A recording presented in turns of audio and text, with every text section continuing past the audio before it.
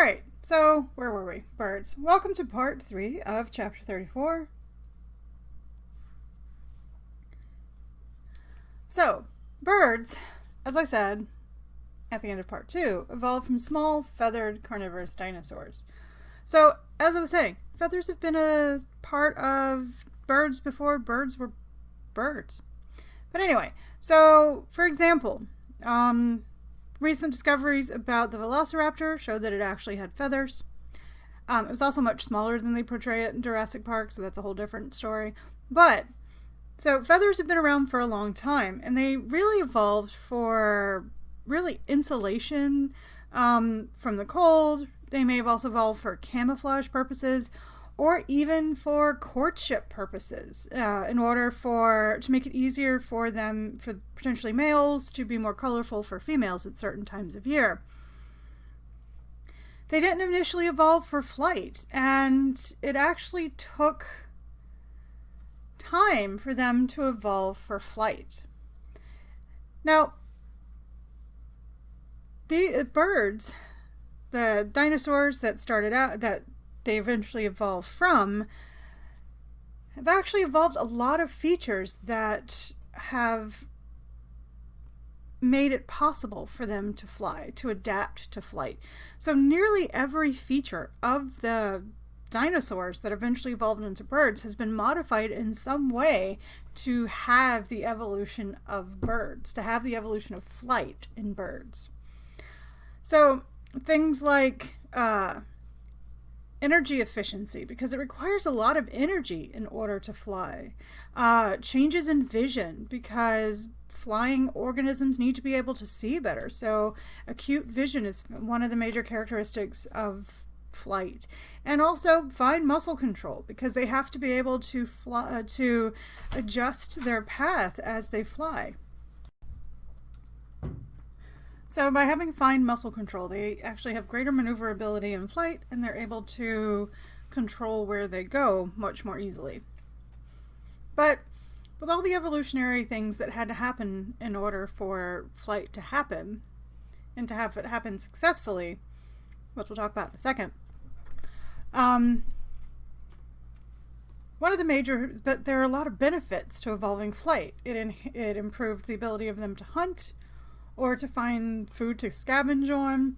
It improved their ability to escape from terrestrial predators, as well as it gave them the capability of migration, moving from one area of the planet to another in order to be able to find a new food source, to make it easier to find mates, to get away from cold weather, and then return to the area after it's not cold anymore to find food. So migration has actually been very beneficial to a lot of bird species. Now, distinguishing between the different birds, sometimes it can be very easy, sometimes it can be very complex, because birds have a lot of characters that can be very similar, but they also often have physical, so profile difference, meaning that the shape of the body is very different from other species, differences in color, differences in flying style. Some birds flap a lot when they fly, other birds just sort of glide. Differences in behavior, differences in beak shape, which Darwin had a lot to say about, differences in foot structure. So there are a lot of differences that occur in the physical characteristics of birds that help distinguish which bird is which, and which lineage it belongs to. But one major thing that birds have in combination is that there have been a lot of physical adaptations that have occurred in birds to allow them to fly, and most of these are actually weight-saving adaptations. For example, birds don't have a urinary bladder, and they don't have a urinary bladder.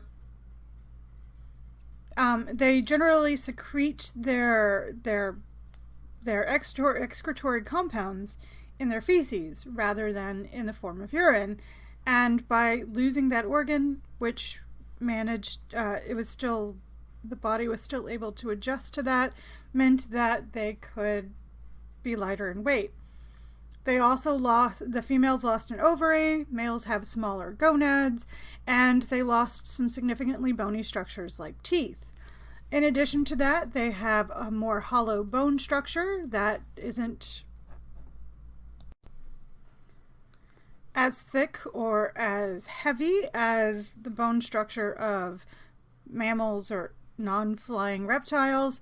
So it actually allows for a lighter weight body and a less energy expended during flight. But the major adaptations that occur in birds in order to allow for flight involves the evolution of wings. So it's not the first or the last time that wings evolved in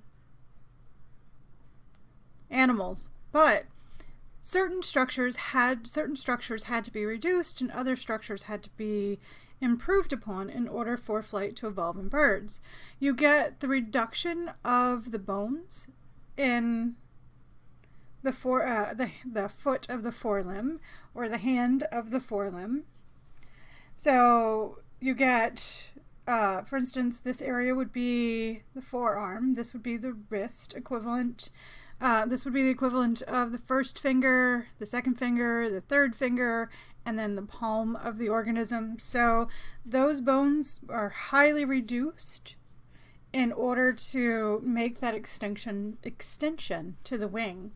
And then you have the evolution of keratin-based feathers. So feathers that have evolved specifically a streamlined structure that is able to interconnect through the use of barbs, and that allows for lift as well as maneuverability in flying. Alright, so this video is about flight in birds. Alright, let's move on to mammals. So we're finally moving out of reptiles and into the synapsids, the organisms that evolved into mammals. So mammals is a class of chordate. They are represented by about 5,300 species. They are disproportionately well known because they are generally fairly large and we find them adorable. But mammals actually have some very specific characteristics that indicate that they are a mammal. The main thing is the mammary glands. The glands that the female has the glands that get enlarged in females after she produces young that allows them to produce milk. But there are also some additional characteristics that are found in mammals that aren't found in other animals, such as hair. There's also an insulative layer of fat under the skin. Kidneys are able to conserve water from their waste, so rather than just releasing all of the water with a little bit of waste, we actually can recycle a lot of the water and then concentrate the waste inside. Mammals are endothermic, so they produce their own energy, their own heat, and they also can have a fairly high metabolic rate because of it. They have much more efficient respiratory and circulatory systems. They have a larger brain to body size ratio. They often exhibit extensive parental care, so they take care of their young a lot, and then they have differentiated teeth. This means that they have specialized teeth for specialized feeding practices.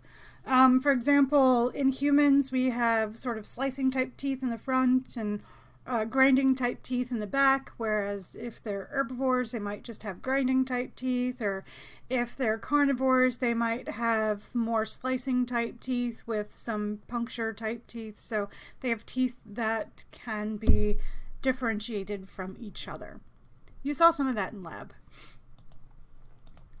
Now, if we look at our mammal evolutionary tree, there are 3 major groups of mammals that evolved from the ancestral mammal. You'll also notice that nowhere in those characteristics that I mention live birth, because not all mammals give live birth. For example, the monotremes, which we'll talk about in a second, lay eggs. We also have the marsupials, and then we have the eutherians. The marsupials are things like kangaroos, koalas, the opossum. And the eutherians, these are placental mammals, the ones who give live birth to fully formed organisms. We'll talk about that in a second. But in the eutherians, we have multiple lineages as well. We have the lineage that includes elephants, manatees, and aardvarks, these guys. You have the sloths, which are their own special thing. Then you have the lineage that includes rabbits, rodents, primates. Then you have the lineage that includes things like the wolves, the bears, the hoofed mammals, the cetaceans, and the bats. Alright, so as I said, one of the major characteristics that groups mammals that I didn't mention before, but is still really important, is a skull feature called the synapsid. So the synapsid is a single hole that's found behind the eye socket. So in diapsids, there are two. In the synapsids, there's only one hole behind the eye socket, so there's one behind each one. Now, as humans, we have the remains of one. You can sort of feel it in the temple area, but a lot of ours has been covered up by the cheekbones. The function of the synapsid opening is that it allowed for the attachment of jaw muscles, which actually also allowed for more complex jaw movement. So that is part of the reason why synapsids have been fairly successful. So originally, there were two other bones on either side of the skull that were part of the jaw joint, and those eventually shrank and got incorporated into the mammalian middle ear, which allowed for better hearing. So the first two mammals arose during the Jurassic period, so around 150 to 200 million years ago, but they were very small mammals, more rodent-like than anything. It wasn't until after the end of the Cretaceous, It wasn't until after the end of the Cretaceous that we start to get the evolution or the radiation of a lot of different mammal types. So it wasn't until after the dinosaurs died out at the end of the Cretaceous that we start to get more modern mammals. Early mammals were actually really quite lizard-like in appearance, but once we start to get more evolution taking place in the mammals start to fill more niches after the dinosaurs died out, except for birds. That's when we start to get the mammals that we know and love today.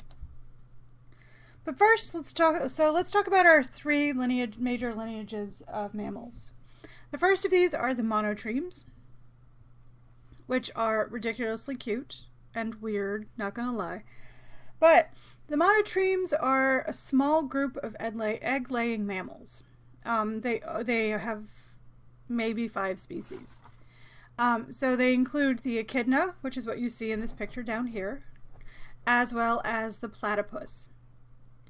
So, a funny apocryphal story about the platypus, when it was first discovered, the person who discovered it sent it back to the museum that they worked for, and the guy who received it thought that the dude who sent it was playing a practical joke, because it had a duck bill, it had venomous spines on its back legs, it laid eggs, it didn't have nipples like you would expect for a mammal, and he just thought that was a practical joke and didn't believe that it was a real animal.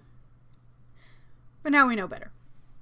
Alright, so the platypus and the echidna, these are our monotremes. So female monotremes lack nipples, and rather instead actually secrete milk from their mammary glands on their bellies. So they secrete it into the hair of their bellies, and then the babies will actually lick or suck the milk from the mother's fur. Babies hatch from eggs. The mothers sit on eggs, and they grow from there. So this video is about, well, it's about monotremes, which are kind of cool. All right, then we have our marsupials. So marsupials include things like the opossum, like we see in the US. It also includes kangaroos, koalas, the bilibee, the possum, which is different from the opossum. We have opossums in Australia. There are actual possums. It's the whole thing. But the way that marsupials develop is that the embryo develops within the mother's uterus and is nourished by a placenta up until a specific point in its development when it's born. Now, that specific point in development is very early relative to what you would have with placental mammals. So, as you can see here, this is a highly underdeveloped embryo that has been born and then has crawled into the marsupium, that maternal pouch that is on the mother's body, and it completes its embryonic development while nursing in the maternal pouch, that marsupium. And it's the marsupium that gives the marsupial its name. Now, we typically think of the marsupium as a structure on the belly of the mother because that's where it is on kangaroos. But the marsupium may open to the front of the mother's body, or it may actually open to the rear of the mother's body. It really just depends on the species. But this is one of the steps that the mammals have to take in order to get to true placental mammals, because there is a placenta involved in this process. It's just a really underdeveloped, it's a minimal one that does not cover the entire development of the fetus. The rest of the time, that embryo is outside and in the pouch of the mother. So it's outside the uterus and in the pouch of the mother. Now, most marsupials are found in Australia because they're the ones that really were proliferated really well in Australia after it separated from the other continents about 55 million years ago. But there are some marsupials in other places, like for instance in the US we have the opossum as our marsupial representative. And the video on this slide actually talks about the evolution of marsupials and why there's only one in the US. Alright, and then we move into the eutherians. The eutherians are our placental mammals. They actually include most modern mammals. Most mammals are placental mammals. So, when compared to the marsupials, the eutherians actually have a much more complex placenta. It involves interactions with the mother's uterine wall, and most of the tissue of the placenta actually comes from the fetus. Very little of the tissue of the placenta comes from the mother's uterine wall. For the most part, the placenta will grow, it will attach to the uterine wall, it secretes these enzymes that actually break down the vascular system of the uterine wall and develops sort of like essentially a blood pocket that they have little villi, little small finger-like projections that allow for taking oxygen out of the mother's blood supply, taking nutrients out of the mother's blood supply, and then feeding waste products as well as carbon dioxide into the mother's blood supply. Now, one important thing about the placenta is that generally none of the fetal blood crosses that barrier of the placenta, and none of the maternal blood crosses the barrier either. So they are physically separated from each other by the cells of the placenta, but they are engaging in exchange with each other. So the easiest way to remember where the placenta comes from is the fact that it automatically gets removed from the mother during birth, but it actually has to be physically cut off of the baby after birth, and that's, where the belly button comes from. All right. So, unlike marsupials, which start embryonic development in the uterus and then finish it in the marsupium, that pouch on the mother, young eutherians actually complete their embryonic development within the uterus. They spend that entire time joined to the mother by the placenta. So eutherians are viviparous. They give live birth. So they are the most modern of our mammals. So there are 2 videos associated with the slide. One of these is about ancestral mammals. Maybe. And the other one is about placental development. Alright, so one of the interesting things that you may have noticed about the marsupials of Australia and the eutherians of pretty much everywhere else is that there's a lot of convergent evolution going on. So because Australia is a large place and there are a lot of different climates and different niches, there was a lot of evolution of the marsupials into forms that are very similar to placental mammals because of selective environmental pressure. So you get a similar diversity in marsupials as you do to the eutherians, the placental mammals, because of the environment pressuring them to have similar features. So you get a lot of convergent evolution.